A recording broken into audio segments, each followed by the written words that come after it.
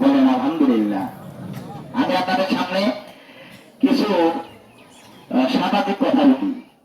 মানে আমরা তো রমজানের মুবারকে বেশ অনেক কথাই শুনেছি। সেই রমজানের মুবারকের মূল শিক্ষাটা কি, সেই কথাই আমি আপনাদের সামনে খুব বেশি নয় 20-22 মিনিট কথা বলি।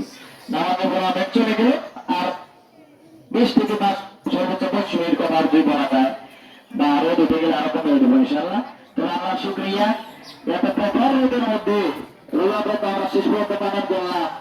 আর আজকের এই খোলা মাঠে আল্লাহ সুবহানাহু ওয়া তাআলা এত সুন্দর একটা পরিবেশ আবহাওয়া করে দিলেন। এই জন্য আমরা বলি আলহামদুলিল্লাহ, সব আল্লাহর ইচ্ছা। হ্যাঁ, আমরা কিন্তু চেয়েছিলাম আরো সকালে দেওয়ার জন্য, কারণ রোদ প্রখর হবে এই ভয়ে।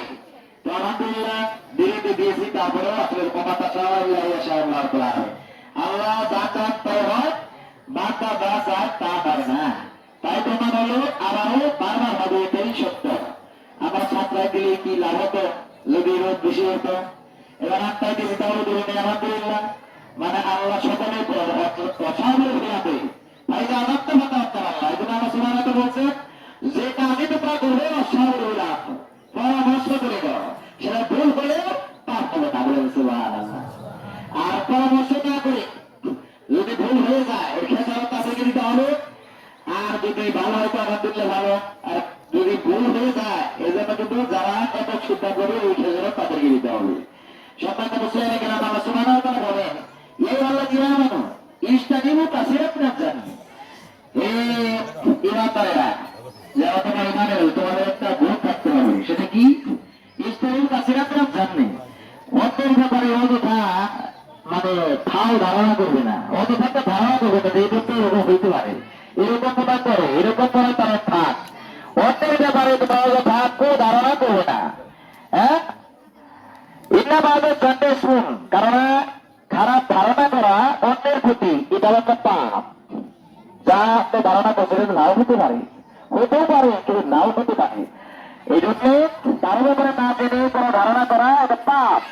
ওরা তাদের সেতু অন্য ভাইয়ের বিপরীতে পিছনে দুষ্কৃতি দাঁড়াবে না। ওরা একটা পাহাড় মাথা একে অপরের বিরোধ করবে না, পরিণত করবে না অন্যকে ভয় প্রতিপন্ন করার জন্য। আল্লাহ নবী বলেন, আল্লাহ সুবহানাহু ওয়া তাআলা বলেন যে এই যে কথাগুলো বলা হলো যে ধারণা করা, অন্যের প্রতি খারাপ ধারণা করা, অন্যের পিছনে লেগে থাকা, গীবত করা, এর কিরকম আয়ুর পাহাড় পাইয়াগুলো হানা কি মাইতান। তোমাদের এমন কেউ কি আছে যে সে তার ভাইয়ের মাংস ভক্ষণ করবে, খাবে? মানুষ কি মানুষের মাংস খায়? কোন সম্পদ আছে এটা করতে পারে? মুসলমান তো দূরের কথা, কোন সাধারণ অন্য বিরোধীদের জন্য একজন মানুষের মাংস খায় না। আমাকে মাইতান, আবার সে ভাইয়ের মাংস হবে, আর মৃত ভাইয়ের হবে। এই মৃত ভাইয়ের মাংস কেউ খায়? অত্যন্ত এই কাজগুলি এরকমই গর্বিত। অন্যের গীবত করা, নিজের মৃত ভাইয়ের মাংস রক্ষণ করা বলে নাউযুবিল্লাহ।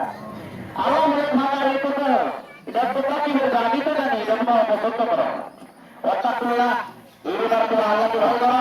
ইল্লাল্লাহ তাওয়াবুর রাহিম, নিশ্চয়ই আল্লাহ তওবাকারী এবং দয়া করা। এবার কি যারা এমন দয়টা চুরি করেছ, অন্যের ঘুষ করেছ, অন্যের পিছনে লেগেছ, বিরোধ করেছ, তারা আজকের এই মুহূর্তে তওবা করে পরিশুদ্ধ হয়ে যাও, বলেন আলহামদুলিল্লাহ। আজকের এই মধ্যে সুযোগ আছে আমার আপনার জীবনে, অবশ্যই হচ্ছে, আমার জীবনে হচ্ছে বিরোধ করতে ভালো লাগে। বিরোধ আর আমি বিরোধ নাই, এই ভাগ হয়ে গেছে। মানে অনেক মজা লাগে বিরোধ করলে, এই অত্যন্ত গর্বিত এবং জঘন্য পাপ।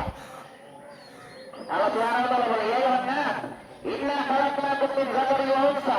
এই পৃথিবীর মানুষেরা আমি তোমাদেরকে সৃষ্টি করে দিয়েছি পুরুষ এবং নারী করে। ও জাআলনাকুম শুআবা'আন ওয়া কাবাইলা, তোমাদের জাতি এবং গোত্র করে। এই তাআলা নারী পুরুষ জাতি গোত্র ভিন্নভাবে তৈরি করেছি, যারা তোমরা এর একে অপরের পরিচিতি লাভ করতে পারো।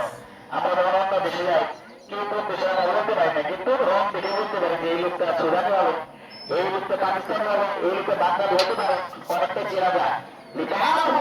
তবে চেনে আসবে নারী